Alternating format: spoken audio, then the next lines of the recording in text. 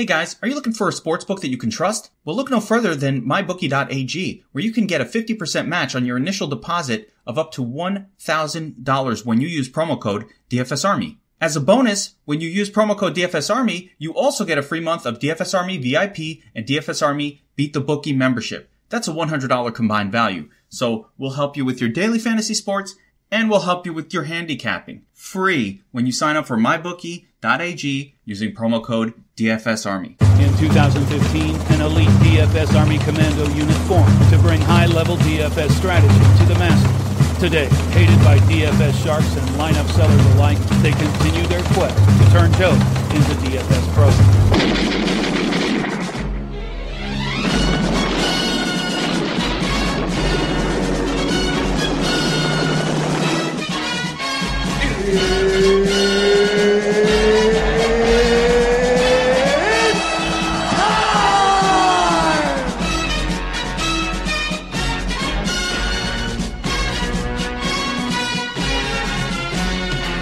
Hello and welcome to Tacos Fast 40, presented to you by DFSArmy.com. This week we'll be headed to Phoenix for the ISM Raceway. Used to be Phoenix International Raceway, renamed a couple years ago after the track got renovations. And we're in the middle part of the West Coast swing. Last week we were in Las Vegas, and next week we finish off the West Coast swing in Fontana at Auto Club Speedway before we head off to Martinsville and onward through the schedule. Now, before I get into breaking down the track and what we should expect with the new setup and all that, I gotta let you guys know, as always, that at DFSArmy.com, if you check us out using promo code TACO, you get yourself a lifetime 20% off discount. And you'll be able to access the research station that I'll be referencing throughout the course of this pod. And of course the Domination Station lineup optimizer for all three NASCAR series, Trucks, Xfinity, and Cup series. Of course, your subscription to DFSArmy.com. It includes access to all of our VIP content for all of our different daily fantasy sports we cover. Still doing basketball, baseball around the corner. Golf is getting into the swing of things. Got a big event coming next week, the Players. And you can access all of these sports and all of our premium content for it. The Domination Station lineup optimizer, which has been killing it so far early on in this NASCAR season. Only 3 races in. We've already had 5 different people tie for first in the $8 octane in both Trucks and Xfinity series. So if you're serious about fantasy racing, you'll see our helmets all over the top of the contests pretty much every week. We are on top of all the sports there, even the new Truck series, got full coverage for that. So DFSArmy.com is where you want to be if you are into fantasy racing or fantasy anything. We cover it all. So DFSArmy.com. And remember to use the promo code TACO to support the pod. So, ISM Raceway, as I'll always call it until eventually I get used to it, like with Auto Club. It's Phoenix International Raceway to me. It's always been Phoenix. I'll still call it Phoenix, but it recently got redesigned in 2017. A lot of the changes being structural and for the the grandstands, the crowd, a lot of that stuff, but they did reposition the start-finish line to be in turn 2, or where turn 2 used to be, right across the dog leg here. Now this track has a dog leg, which is pretty much a shortcut sort of that people can take. It doesn't have a yellow line at the bottom. It is a white line at the bottom of the track, so you are able to cut the corner and take some aggressive passing opportunities. And with the way that this race is and how hard it is to gain positions here and how important track position is, sort of like last week, but maybe even more so. It's very important to be able to gather a spot whenever you can. Of course, going through the dog leg is risky. Goodyear is trying out they're doing a new tire setup. Kyle Busch said that he believes They're just going to make the tire harder on the right side for safety purposes, and teams are supposed to inflate their tires only a certain amount. Of course, there'll be some teams that push the issue and go under the recommended tire air pressure to try to find a little speed. But that might be a factor that comes up in this race. We might have some maybe some potential tire issues. It's been alluded to a little bit, but that's just one thing that can cause a little variance. Usually this race doesn't have too much variance, but it is going to drive differently than before. With the new package here, it's not the tapered spacer package like we've seen the last 2 weeks. It's really focused on the huge spoiler, and just creates a ton of downforce. Over the last few years, the changes in NASCAR have kind of been to tinker with low downforce and kind of slowing the cars down that way. Here, the cars are driving faster than we've seen them in quite some time.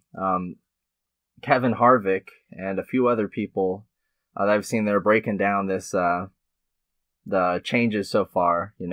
A lot of people aren't going to really know what to make of it. It's going to be hard to tell, but I've seen Harvick and a few others allude to it being a similar setup to 2014 when they first introduced this car generation, just with the high speeds, the large amount of downforce, and this is I'll get into the players here in a little bit, but this is Kevin Harvick's stomping ground. I don't think anyone has a better record at any track than Kevin Harvick did. And if it's anything like 2014, well, he not only just he not only won both of those races, he won with a fantasy point score on DraftKings of 182 and 153, two of the three highest scores here of all time. And if you go to all the top historical plays of all time that you can access on the research station under historical performances, you can see the top 4 DraftKings scores, all from Kevin Harvick, and all over 135 fantasy points. So very high possibility that we've seen it several times in the past. We've had over 10 guys leading 100+ laps at this track, and several guys going over 50 fast laps too. That's just going to rack up. We have 312 laps that we're running, more than the 267 we ran last week, and we've just historically seen not a lot of attrition whatsoever, and really this has mostly just been sort of a real lap turner with some decent fighting and position swapping going on in the back, but usually the leader, whoever's out in front, is just checked out and is just lapping the field constantly. It's usually Harvick. Harvick kind of throws a lot of the stats off here historically, that we like to use. He's pretty much dictated the statistical outputs and the fantasy point outputs here. If he would have had a few crashes, things would look a lot differently. When comparing this track to other tracks, this is where the pole sitter on DraftKings does the second best, only behind Kentucky Speedway. And a lot of this just has to do with when Kevin Harvick started on the pole and just dominated. He's done that a few times. He pretty much always leads every practice session here. He's led every single practice session, both 10 lap and fast lap speeds in all 3 practices, going back over the last 3 races here. And you'll see him land on the pole a lot here, so it's sort of a no-brainer that this track would be one that really gives points to the pole sitters. But we also see this rating out second only to Darlington in the percentage of DraftKings fantasy points allotted to the top 10 starting positions. And you can see on the contrary that we're looking at fantasy point distribution to guys 30th place or worse. This is one of the 3 worst tracks in that regard. And on FanDuel, it's kind of sort of the same story. It's rates out 6th in top 10 starting position, fantasy point distribution. The top ones in all of this are going to be just the short tracks on FanDuel. It's pretty much how it works out. Just the more laps there are to lead, the more the top 10 guys kind of rack up the points there. But if you look at the distribution to the guys starting 30th or back, it's sort of middle of the pack, 13th out of 23 tracks, and just how guys fare back there. They're going to be going laps down, but they're helped out by just the general sort of lack of big attrition here. There have historically been more caution flags and stuff thrown than at Las Vegas last week. Las Vegas was one of those tracks that really doesn't have many cautions thrown out, and last week we saw the entire race go without a caution except for the stage endings. And it's something we've kind of noticed from the 2 races that we've raced. The cautions just aren't really coming so far. Again, we've only seen the 1.5 miles. Not sure about these shorter tracks. So when we're comparing Phoenix to other tracks, when we do our splits, it's sort of obvious which ones are really close. New Hampshire, first and foremost, rates out as the closest. Phoenix is a flat track at 1 mile long, only a 9-degree banking. New Hampshire is also a mile and 7-degree banking. They both have a very similar average speed as well. Their average speed is actually pretty similar to Dover as well, which is also a 1 mile track. That is a much, much steeper track with a 24-degree banking. We really compare Phoenix to, we've compared it to Richmond. That's 0.75 miles long. That's 14 degrees in the banking. They race kind of similarly. And, to Martinsville, but not to the extent as the others. New Hampshire is the one that's the closest. In the Xfinity Series, we actually get an extra race that we can compare this track to, and that's Iowa, which also runs really, really similar. That's how Phoenix does, and you're not going to have as big of a sample as we do with the 1.5 mile tracks, because there are just a lot more of them, but luckily most of these short and flat tracks we go to twice a year, so that really helps with the sample here. And that's been true with Phoenix for quite a while. We've gone here bi-yearly, usually early. Used to be the second race on the schedule, now it's the fourth. And then we go there right before the end. This is actually the race right before Homestead. The last Phoenix race wasn't actually all that long ago, back in, November, October? I think November. It does race a little bit differently depending on the weather, but, this week we're looking at just 70 degrees or so. It was windier in practice, which may come into play a little bit here when we go into final practices and stuff, but should be fine. Just 10 degree or 10 mile an hour wind at most during the race, so not going to see that sort of variance added. But it does. The thing about this track is that when you're doing practice and all that, you're trying to get the car set up for what the track is going to be like when you're racing. And sometimes, when you're in practice and it's a different time of day, different sort of weather conditions, that can be kind of tricky. And that can cause some people to not get quite the right balance on their car. But anyway, going back to just this package and what to expect. So all the drivers are saying so far that they can really, really drive the crap out of it, and you can go farther in a corner than you've been able to before. It's just a lot faster. It's got a lot more grip. It should help out the more aggressive drivers, and we might see again with the tire, we might see, or the tires, just as an example, we can see some risky strategies here being employed, kind of as always. The usually doesn't lend itself out too much as far as strategy goes, but just back in 2017, I think it was the spring race or the fall race. It was a spring race where Ryan Newman just made a call and stayed out on gas and was able to hold people off at the very end. And that's the power that track position can get you here. So we've seen people mind their own business, just not doing anything all race, and they just come out of nowhere, steal the win away from guys like Kevin Harvick and Kyle Busch. But generally, those guys really do win, particularly Harvick. He's won quite a lot here, and we'll get into that. Going to the historical summary tab on the research station, looking at DraftKings here, it's pretty linear. You can see that the higher your starting position is, the more fantasy points you're going to score on average. Top 5 starting positions average 42 fantasy points, 6 through 10th, 37, 11 through 15th, 33.5, 16th through 20th, 28.5. It kind of scales down there. And then 31st and back, about 15 fantasy points on average there. It's pretty much a danger zone.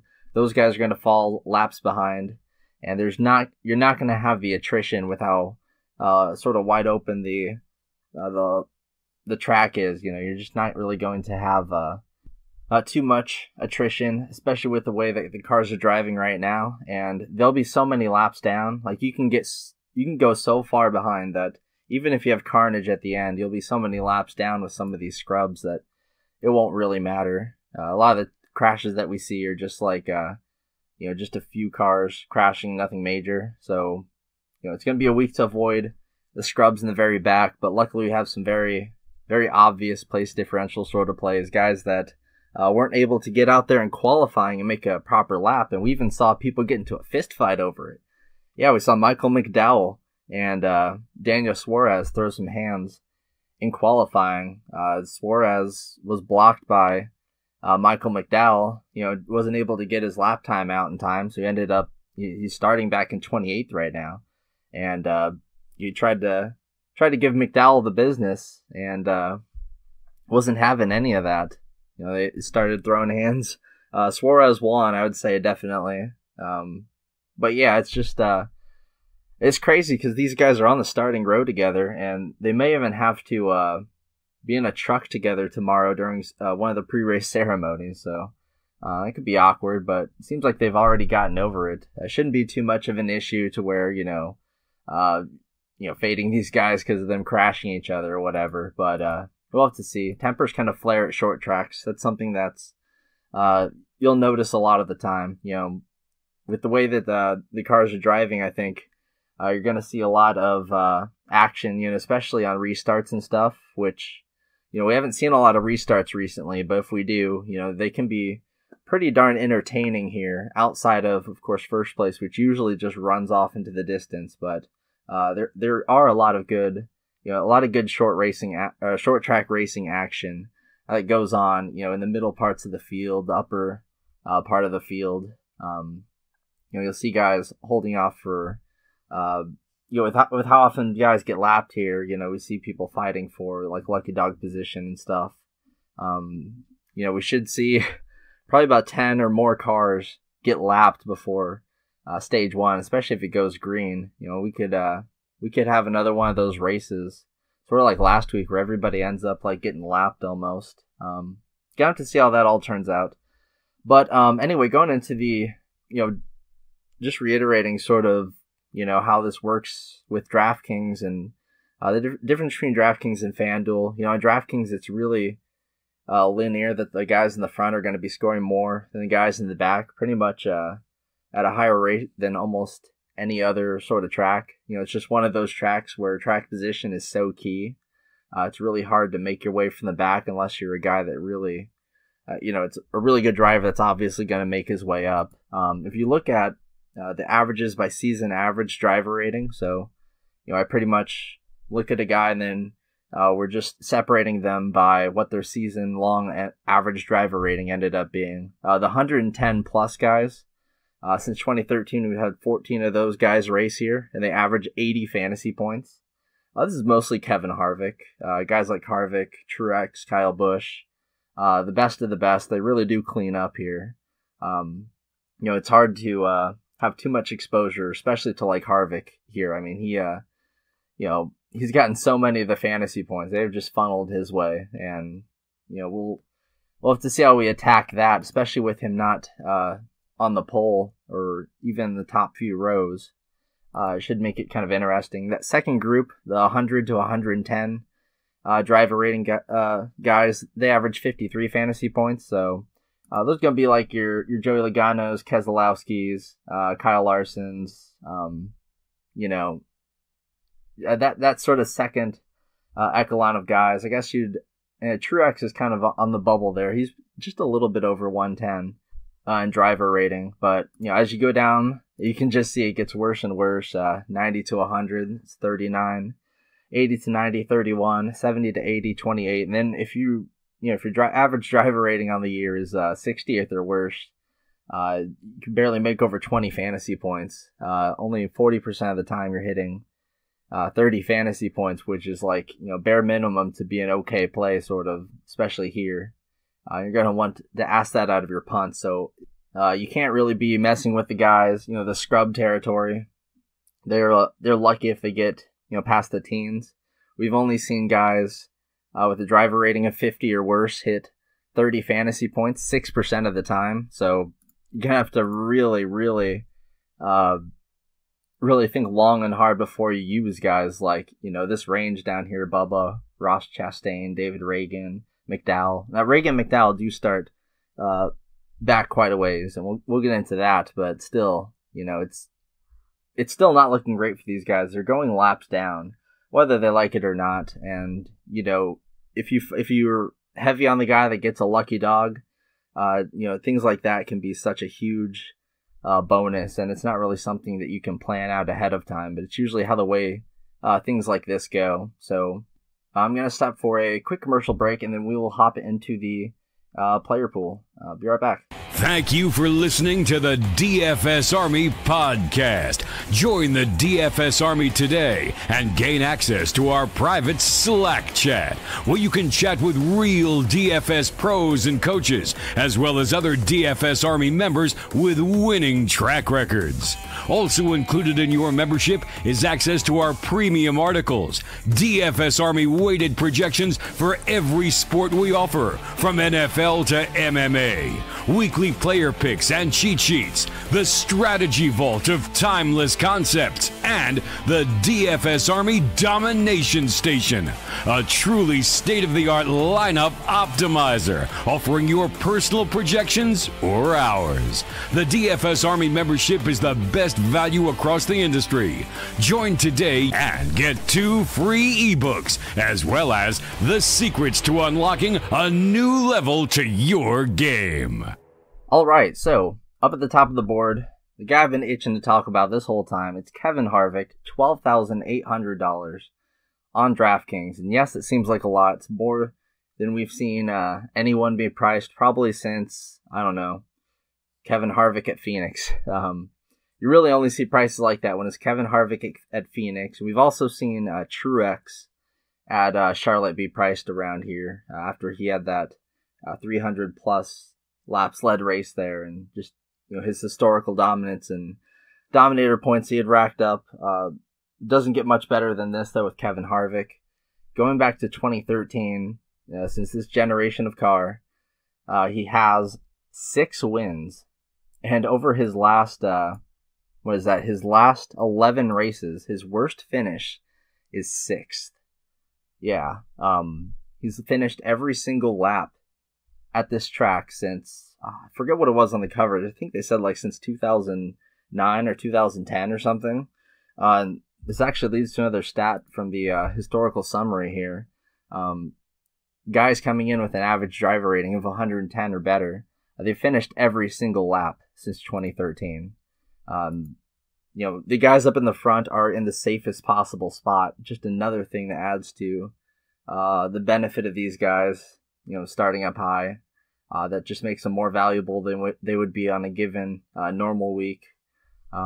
If you start up out front, a lot of the attrition, bad stuff that can happen, usually that's from the guys in the back that are fighting and clawing for track position. If you have track position, and you can take it easy, you can relax, you've got what everyone needs. If you don't have it, you need to be finding a way to get that track position. Now, Kevin Harvick does not have instant track position like we're used to, and he was not first in practice speeds in first practice, which, like I said earlier, he had led every single practice split going back over the last 3 years, be it 10 or the last 3 races here, be it 10 lap speeds, fast laps, just everything. He's just been the fastest. His car has obviously been the fastest. And he won this race here last year in 2018, the spring race. In the last 2 fall races, he's finished 5th, but that's kind of, if that's what disappointing is, a top 5, then it's a pretty good sign. But again, Kevin Harvick's acumen here is just really hard to just stress how freaking good he is here. I'd already mentioned that all the scores, the only scores above 115 fantasy points on DraftKings that we've had since 2013 were all Kevin Harvick. In the 2014 fall race, he led 264 laps with 137 fast laps for 182 fantasy points. Like, if you don't have him, you don't cash. That's it. That's just guaranteed. And Harvick is saying that the cars are racing sort of like they did in early 2014 when they first introduced this car here. And yeah, the other 2014 race, again, 153 fantasy points, 224 lead laps, 78 fast laps. He also led 224 laps in 2015 in the spring race, the 113 fast laps, just insane. That's for 158 fantasy points there. And then in 2016, the spring race, he started 18th just to add to it, led 139 with 76 fast laps. I mean, with 312 laps to go around, you're definitely gonna have a guy leading over 100, especially like stage 3 and like stage 2.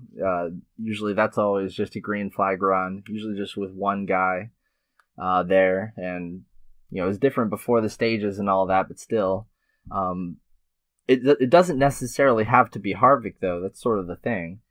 We've seen Kyle Busch last year at this race. He led 128 laps with 65 fast laps, 111 fantasy points. You pretty much needed him as well. Like, anyone that breaks the 100 mark, pretty much, it kind of gets to the point where if you don't have them, you don't cash. Unless there are like 2 of them, you can have one or the other.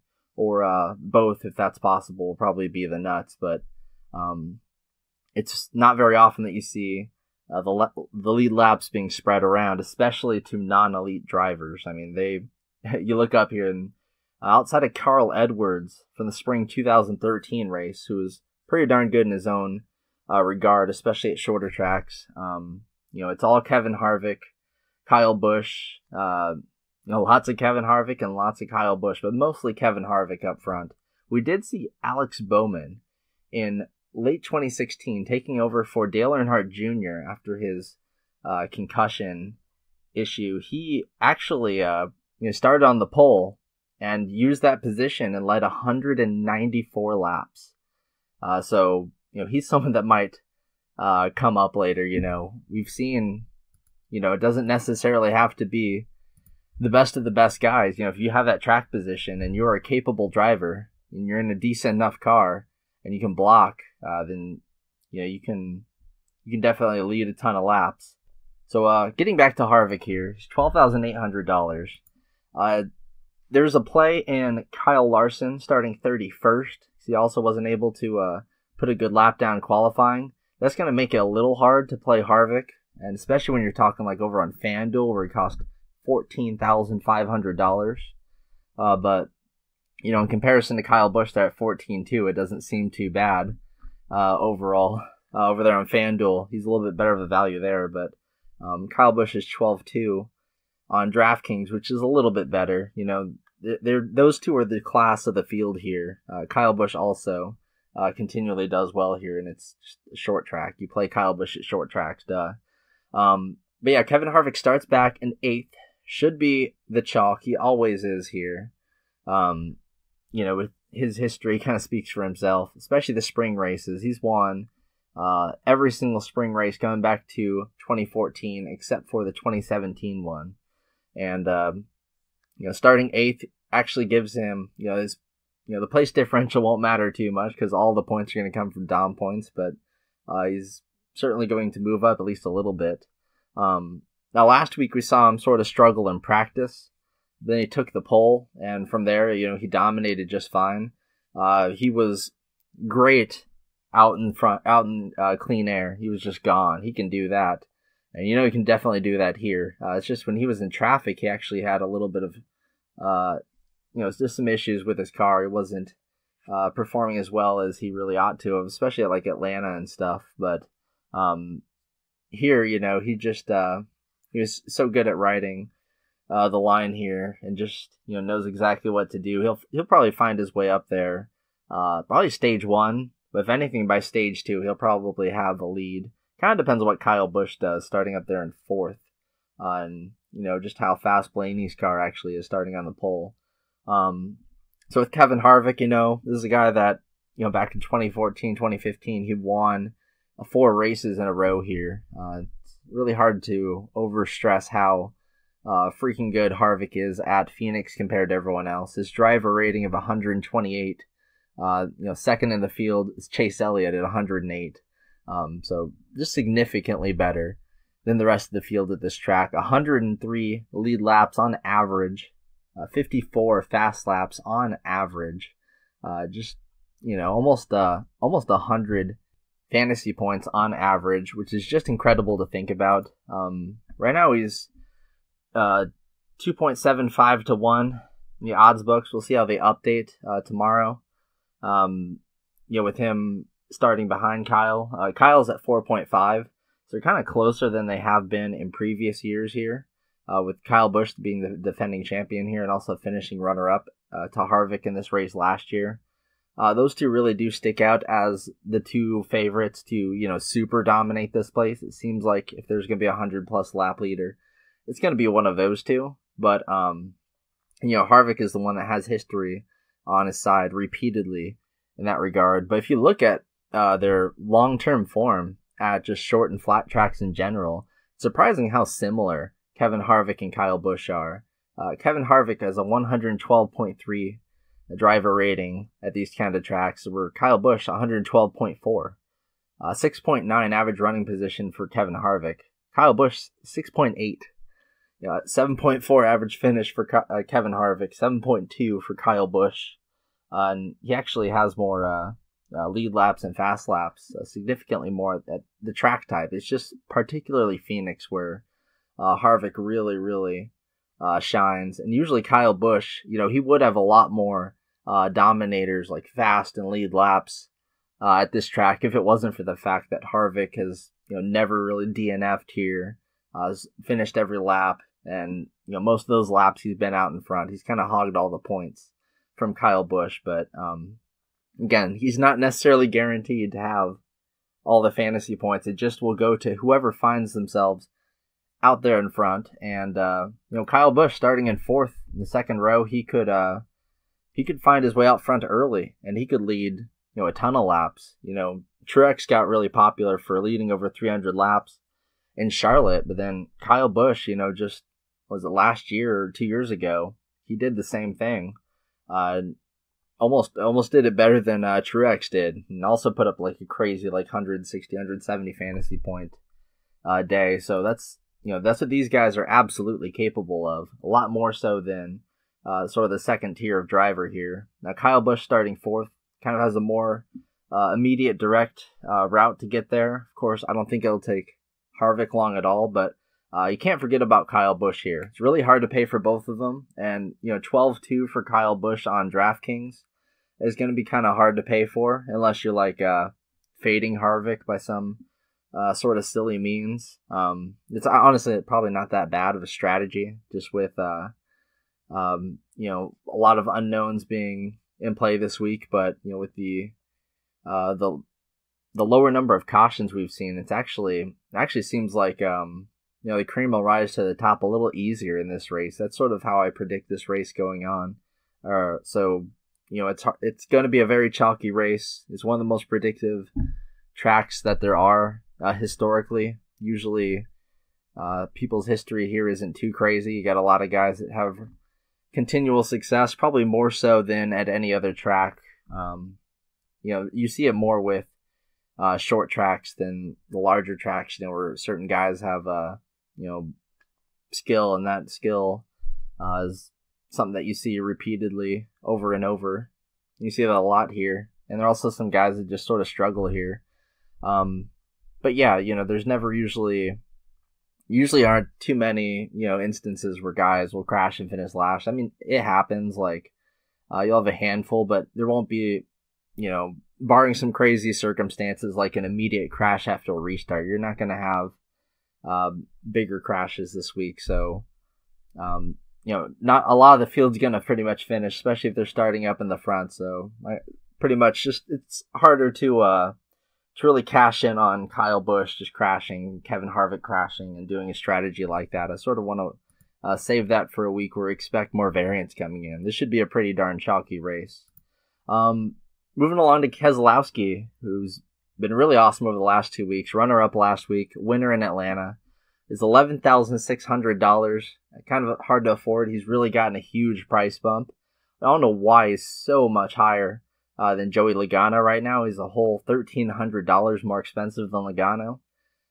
He gets to start 5th, right behind Kyle Busch there. And, I guess a lot of that has to do with just the fact that Logano got taken out a little late at Atlanta, but he still had a great car at Atlanta, one of the best in the field. He could have had a finish right there with Keselowski. But, these sort of things just get Keselowski priced up. He was runner-up last year in the fall race, but he actually has had, some relatively, minor things come up that just keep him in the back here. 15th and 16th years before that.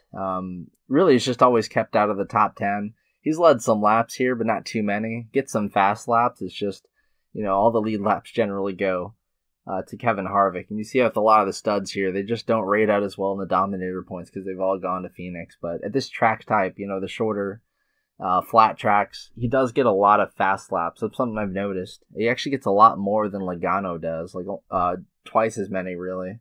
And just find Logano leads almost as many laps as Keselowski. It's just Kes gets a lot more fast laps, and that might be a reason that he gets a little bit more pricing love on DraftKings. Over there on FanDuel, he's still priced up 1,000 more, but it's not quite as drastic over there. So Keselowski starting 5th. His ownership, I imagine, will have to be depressed, even though he's coming off a 2nd and a 1st, which should get people on him more than they ought to, probably. Probably still be pushing 20%, even with Kyle Busch and Kevin Harvick to pay for, along with Kyle Larson at $9,900, that a lot of people are going to pay for with him starting 31st. So, Keselowski might get, have his ownership reduced a little bit. You usually see Logano kind of dipping, but I really think that Truex actually is going to have little to no ownership here. I still think people will play Keselowski, but not nearly as much as you usually see a guy who's coming in off a 2nd and a 1st in a row with a team that just looks really, really good. He's just not Kyle Busch. He's especially not Kevin Harvick at this track, and I think the ownership should, even your ownership should definitely reflect that. You really want to get the top 2 here, as as unoriginal as that sounds.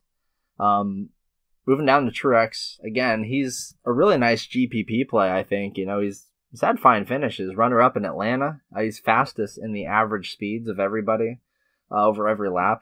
He's fastest. And then 8th in Las Vegas last week. Not really his best track, even though he's good at the 1.5 miles and all that. But he's still stuck around, just all race, hanging in the top 10.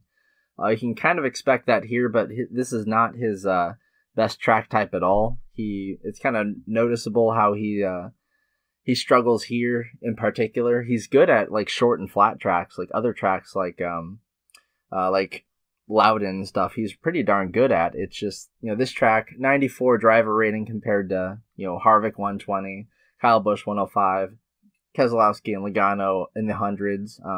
Usually he's right there with those guys at most track types. Just at Phoenix and it's just at this track in particular, he's not really done too much. 5th in 2018, the spring race, 2017 fall race 3rd. But other than that, he's finished outside of the top 10 in every single race, except for those two, going all the way back to the spring 2015 race where he just finished 7th. It seems like the top 5 is really hard for him to, to break out of. He doesn't lead laps. He averages 1 lead lap here at Phoenix. He's one of the guys that's really blocked out by the more upper echelon drivers here, Kyle and Kevin. And at $10,900, he gets such a huge price bump. But he was so cheap at the 1.5 mile tracks. Like, I don't know, DraftKings just doesn't really get it with him. He's going to have very little ownership, lower teens, maybe even around 10% or even under 10% ownership, honestly, with his price. And he's also expensive on FanDuel as well. And going down, you've got Joey Logano, who I've already alluded to here, at $10,300, and especially on, I'm thinking of Blaney here, obviously. Blaney's really, really cheap on both sites, and he should get a ton of ownership coming on the pole. But, Logano, he should get a little bit more ownership because of Kaz. Like I mentioned earlier, doesn't quite get the fast laps. He does have a really good finish here from 2016, where he won. He, let's see here, he led 58 laps, 18 fast laps, so nothing too crazy there. Started 4th, was just up there all race long, ended up winning, and Logano looks really, really good in this race package. Very good at, blocking and stuff. You saw it on full display at the 1.5 mile tracks you've been to recently, especially last week. Just looked really solid. Even in Atlanta before he ended up running into an issue there late, he had a really, really great car. So I like what they've been doing, but it seems like a lot of Penske's speed has gone into Blaney's car this week. I don't know if that was on purpose or what, but it is important to note that Keselowski and Logano are both locked into the playoffs, along with Denny Hamlin. So these guys might be able to push the boundaries of what's safe and be more aggressive, which this race package does lend itself to more aggressive drivers. And guys might be able to, we saw Keselowski last week, use his status as locked into the playoffs, and he was able to take risks like he always sort of likes to do, and that actually got him a ton of track position. It's what led him to a second place finish, and you could see both Logano and Keselowski pulling similar strategies like that, maybe even getting a little dicey with the air pressure and several other things like that. But we also might see, as much as that could help, we could also see them go for stage points or something in, say, at the end of stage 2, maybe they could harm themselves a little bit going for a stage win and say not pitting or something on a spot where they really ought to pit, and it costs them track position for stage 3. But they don't really care. They're just getting the playoff points in stage 2. Just always something to be sort of aware with the guys that have locked themselves in and stuff. But it's still early, and they want to rack up plenty of wins. It does seem like Penske, I don't know if they focused Blaney this week, but his car is obviously the fastest of the bunch. Keselowski was coming in second in practice, but that was all in qualifying trim, and practice is going to be huge, especially 10, 20. We could even do 25, 30 lap averages if we get there with the setup we have now. So I'm going to wait the 2 practices today, and it's going to be very important for analysis going further, and you can see that at dfsarmy.com, and check out our NASCAR content. If you want to check out the rest of this podcast where we go through the entire field driver by driver, dfsarmy.com. Sign up today using promo code TACO. Get access to the Research Station, Domination Station lineup optimizer for trucks, Xfinity, and of course the Cup Series. And you can hop on over there if you want to go through the rest of the field with me. I'll see you VIP guys in just a sec. Thank you for listening to the DFS Army podcast. Join the DFS Army today and gain access to our private Slack chat, where you can chat with real DFS pros and coaches, as well as other DFS Army members with winning track records. Also included in your membership is access to our premium articles, DFS Army weighted projections for every sport we offer, from NFL to MMA, weekly player picks and cheat sheets, the strategy vault of timeless concepts, and the DFS Army Domination Station, a truly state-of-the-art lineup optimizer, offering your personal projections or ours. The DFS Army membership is the best value across the industry. Join today and get 2 free ebooks, as well as the secrets to unlocking a new level to your game. Hey guys, are you looking for a sportsbook that you can trust? Well, look no further than mybookie.ag, where you can get a 50% match on your initial deposit of up to $1,000 when you use promo code DFSArmy. As a bonus, when you use promo code DFSArmy, you also get a free month of DFS Army VIP and DFS Army Beat the Bookie membership. That's a $100 combined value. So we'll help you with your daily fantasy sports, and we'll help you with your handicapping. Free when you sign up for mybookie.ag using promo code DFSArmy.